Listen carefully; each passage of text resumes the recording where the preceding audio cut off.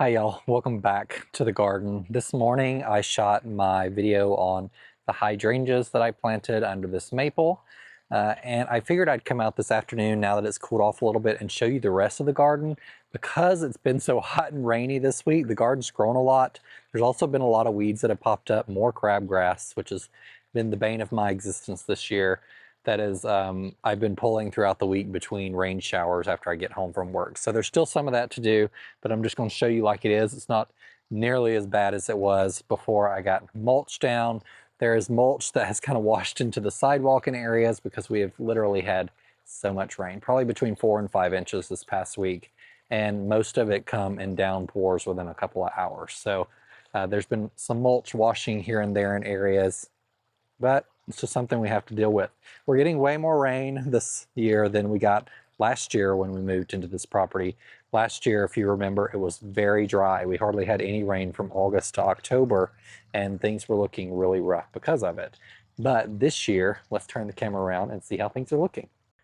So I'm hopeful that when I come back from Bailey, that maybe the days will be a little cooler, but the evenings will anyway. That way I can get out here and clean up some things. I need to still cut back my roses. I need to support my roses that are on this trellis. So those are things I'm going to be doing that I still haven't been able to get to yet. These were never cut back after their first initial bloom. This is, what is it? Honey apricot. And they smell delicious. They look really good, but they need a pretty good prune right now. They're still producing a ton of buds though. But you can see all of this right here needs to be cut back. It's kind of unwieldy at the moment. There's 3 of them there. Same thing with my reminiscence coral roses down here. They produced a second flush, but they've also gotten really tall and need to be cut back. I think I'm rethinking my love of the 𝗖𝗢𝗗𝗘𝗦s. I did really love them. They were looking really good after that storm came through the week of Cultivate, and they kind of got knocked over a little bit. They're looking really ragged, and I'm like this close to cutting some of them out because look, from this direction, I just don't, it looks like it's dying. Honestly, I'm not sure what the problem is. This is the worst one that probably got the bulk of the wind, and it's probably still getting wind right here, and it just looks a little rough. The others aren't quite as bad. Like these look okay, but there's a lot of yellowing going on with them too. Even the ones that aren't so bad here, still lots of pollinators on them, but you can see all that yellowing in there. So I don't know that I would plant these again. They were really beautiful for a while, and it's just maybe they need a little fertilizer. Maybe I need to give them some water insoluble or water soluble fertilizer to speed those up or to give them a little nutrition. But it's just really odd that they just took a downturn so quickly. But we've also had so much rain this week, they could just be getting too much water. And so if it would dry out a little bit, maybe that would look a little better. The 𝗪𝗑𝗪's doing its mow job this evening out there, still doing a really good job on the grass. I need to come out here and get mulch down or wood chips around these trees and edge around them. I still haven't got any of that done. Most of them are looking pretty good. This red bud that I really love so much looks a little rough this year. I think it had a rough fall because it didn't get so much rain, even though I was watering it regularly. And then we had this really hot spell in the spring, but I think it'll continue to come through well for me. I'm going to come through this fall and cut off some of this branching that has no leaves on it because like this is dead growth here. It just needs to be trimmed off. So that's something I need to do with those. I have a little bit of dead growth on some of the other trees that I planted, especially these oaks. Like this stuff right here produced no leaves this year. It needs to be cut out, and I will probably do that too. So I need to create a list of things to do so I don't forget any of them. Every time I walk by something, there's something to do there, which is, I guess, just how it works when you have a garden. The SunPatiens are exploding finally. They look a little rough from the rain too this week, but you can see all the color. They're almost meeting, a lot of them on the edges here. Some of the ones in the center aren't quite as big. I'm not sure why that is, but this is one plant right here. This is the compact rose variety that I like so much. It seemed to be a little behind the orchid blush initially with blooms, but it's catched up really quickly, just a couple weeks behind. You can see how many blooms are on the orchid blush down here. I've also got some piles of weeds because, you know, I like to let them suffer for a little bit in the heat. So I'll probably come through tomorrow and clean those up. And this is the orchid blush right now. Still really beautiful, but the blooms look a little ragged from being so wet this week. As we come down here, the lavender that I have here looks so much better than the lavender that I planted back over there. I'm not sure why that is. I feel like that over there may have gotten too much water. And this over here is also on drip, but it's not as close to the emitter necessarily. So it might be doing a little better here. I don't know, but it's doing better than I expected to do. We'll see how these survive through winter. These are kind of close to the bricks, so they'll probably do okay. I've not had great luck with this variety returning in my last garden, but I never planted them like directly into the ground near the house.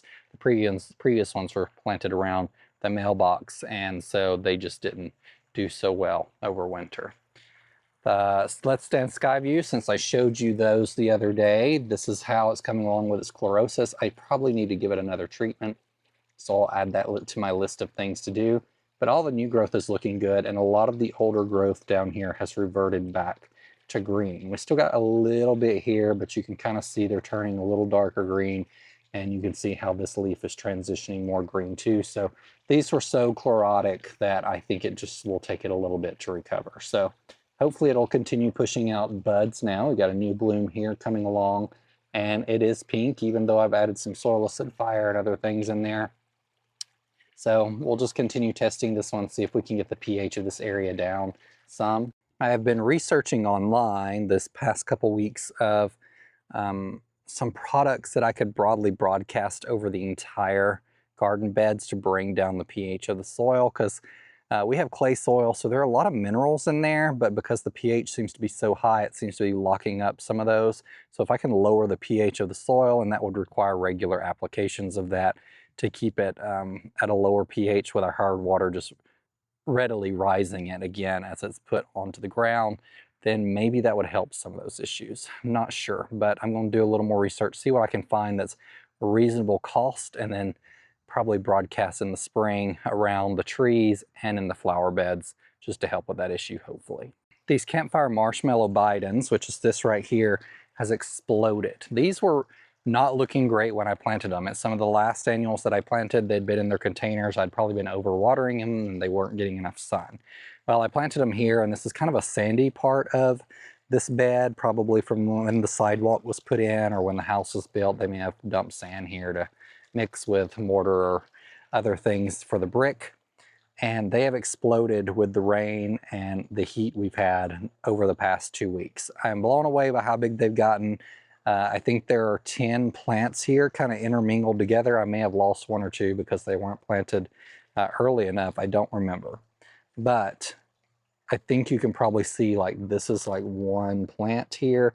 That's 1 plant. So they've gotten very big. So they're enjoying the weather right now. What's not also enjoying the weather seems to be this golden butterfly Marguerite Daisy, and they're looking pretty rough from being too wet too. So on top it doesn't look so bad, but let's look underneath.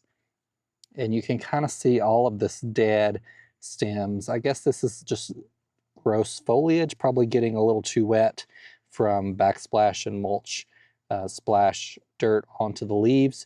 And they're just probably just thinning out there because they're not getting as much sun. But I'm hoping if it dries out a little bit, these will start looking a little better. A little ragged right now. But honestly, I'm being really critical on them. As you stand back, they are still really stunning in this location. And this purple fountain grass that I placed in the middle of them, I think was a good choice. We'll check in on the Sweet and Low Sweetbox, also called a 𝗧𝗛𝗡𝗧𝗦. They are coming along quite nice. So I've got one up here that's a little slow. This gomphrena might be shading it out a little bit. This is the one I think I planted last fall, and the other 3 are ones I planted in the spring. And you can see how much new growth this one's put on there. This is a whole new branch, both of those right there. So they're enjoying their spot more than I thought they would, because I believe that they like a little more acidic conditions. So I was a little bit concerned with them, but we'll keep a test on these. I really like these because they stay really green all winter. and so I'm testing them out as a boxwood alternative for our area, because we have both boxwood blight in the area, but also box moth in our county. It's located a couple cities away. So I don't want to necessarily have to treat my boxwood. That might be something I have to deal with in the future. But if I can find some good alternatives for at least things that look very similar to boxwood that stay green in winter, that would be good. You can't really replace boxwoods. There's some good alternatives like some inkberry hollies, but I've not had good experience with those either. I may give those some trialing out at this new place. But hollies tend to like a little bit more acidic soil conditions than we can give them, and so they're not the happiest, what I found in my last garden. I planted a lot of inkberry hollies at my last garden. They were tiny, tiny shrubs though. They grow pretty slowly, and the dogs would just trample them. So they were not good alternatives for me for boxwood, but I'm happy to try things at this new place. Different garden, different conditions. We'll see how they perform. Another thing I never got to this season was pruning my boxwood spirals in these containers, but I just want you to see how big these begonias are. So I planted these begonias. These are regular bedding begonias.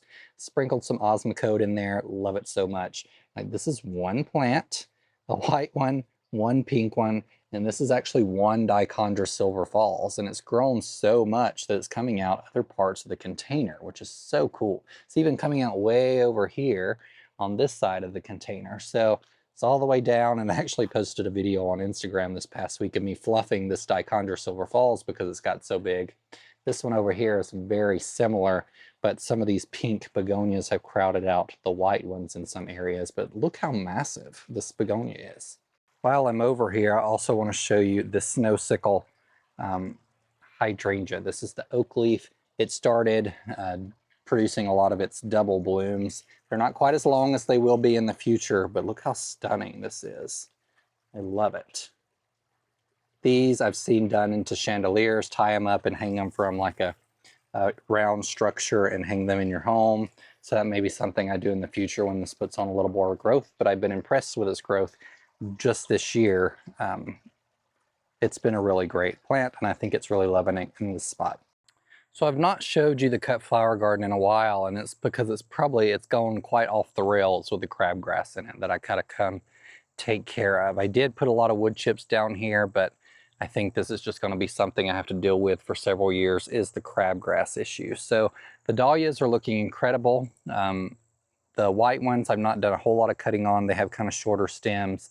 This one's not blooming the best for me, but this one right here just came into bloom. This is Sweet Natalie. I think this one is Rock Run Ashley. And then Salmon Runner was the first to bloom, and I have picked so many blooms off this dahlia. Before I leave a couple days from now to go to Minnesota, I need to come through and cut off all of these because they'll be looking rough by the time I return, and it will encourage them to continue producing blooms. So maybe I can leave some bouquets at the house or give some away to neighbors, but I love this dahlia. It's been in so many pictures I've posted on Instagram this year in bouquets. It's just a real stunner. Some of these need to go anyway, but some would still make good cut flowers. The roses are doing well. Some of them's had a little bit of a disease issue, but some of them have put on a lot of growth. I'm finally getting some regular blooms out of Plum Perfect down here, and they're really pretty, but this rose is fairly short still. Got me with a sticker there, a thorn. One of the biggest growing ones has been Parfum Madame Anisette. So like, these are 1 gallon roses in the spring, and it's already maybe 4 foot tall. It's got a few branches. I need to probably come through and prune this back a little bit to keep it in check. And we'll wrap it up by taking a look at the Limelight Prime hydrangea hedge. Say hello, Margot and Leo. Lewis is down here. He was posing for some Instagram photos earlier today near the hydrangeas. But this is how it's fading to pink, or it's aging. It's kind of out of its pink stage a little bit, most of them, and they're aging more to that mauve color. A lot of white still being produced on new buds here, but these are turning papery, and they'll be the perfect texture to cut on for dried flower arrangements. Now, these blooms are much smaller than they will be in future years. So although this put a bunch of buds on this year and a bunch of blooms. In future years, these are just smaller blooms because they are smaller baby plants. So they'll continue to grow on and produce some bigger blooms in the coming years. I came through and put mulch in this area so I can finally get some things tidied up here, and I did come through and I can put some more perennials that I have waiting in these areas because there's like nothing here in the front of this border since I expanded it. A lot of these are the new Walters perennials that I've been testing out, so they're still looking good. This has bloomed non-stop since I planted it, but it's lost a little bit of its variegation in the leaves. This is the Touch of Blush Helianthus. There you go, Heliopsis, sorry. But it's still really pretty, and I kind of like it now that it's a little more muted. I'm not sure if the foliage comes out naturally a little more variegated and vivid than it continues throughout the summer, but that's an interesting characteristic or an update on that plant. Back here, this tick seed, this is the Designer Threads series, I think. Designer Threads Golden Needles, also looking really good in its rebloom.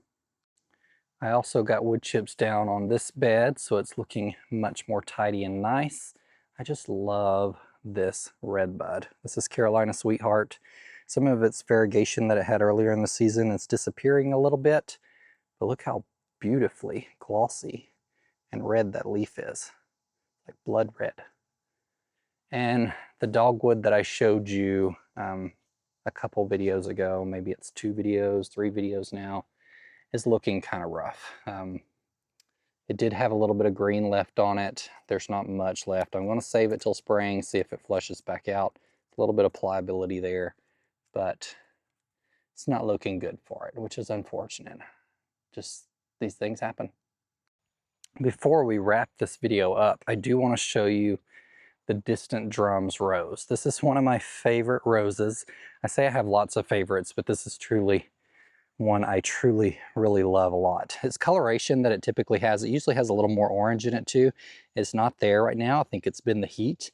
As we head into fall and it gets a little cooler, it'll start showing some more colors, I think. But these buds, it's just finally come into serious growth here and looking really nice. It's put on a ton of buds right here. We've got 5, 6, 7, 8, 9 more buds or something to open here, and it'll keep producing as we head into fall.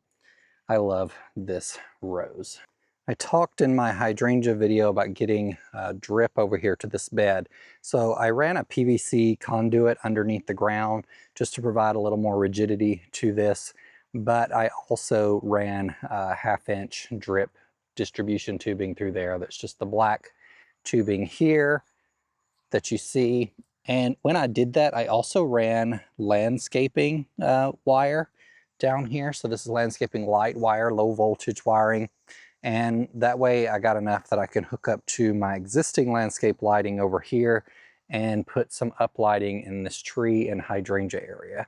So that may be a fall project, but I wanted to make sure I went ahead and got the wiring in there. If you're ever digging trenches for anything, run a conduit, because it will be very helpful potentially in the future to either shoot wire through or run irrigation, or you just really never know what you might need to run to another bed, and that way you don't have to dig again in the future. All right, we're going to wrap up the video here because I think this is a really beautiful vignette here with all these colors and textures. Thank y'all for joining me for this August garden update, and I'll check with you soon. Remember, be a light. Take care. Bye.